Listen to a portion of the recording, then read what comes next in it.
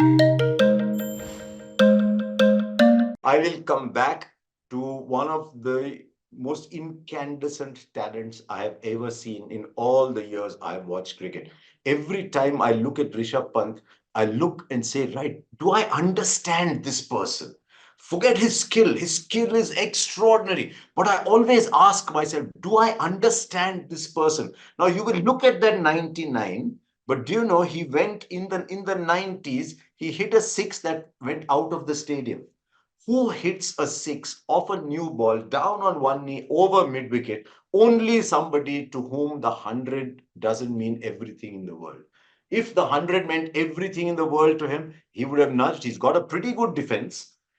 That is extraordinary. But I'm going to go so far as to say, take the landmarks away, because if you want to measure Rishabh Pant, you do not measure him by what he did not do.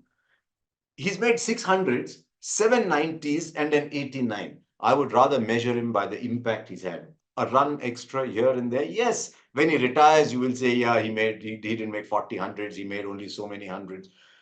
But I don't know if I understand the extraordinary cricketer we have in our midst. I can always sense it through your voice that you respect him so much more because he's getting out in 90s. You feel that he's so selfless and that is so different. I mean, I wouldn't mind. I'll be honest. I wouldn't mind if he, in this form of the game, if he knocked the ball around, got to 100 and came on, I wouldn't mind that. But I don't think that is Rishabh Pant. No, and in a way, you got to admire what he is doing, which is to play selfless, play aggressive, play attacking, play the situation.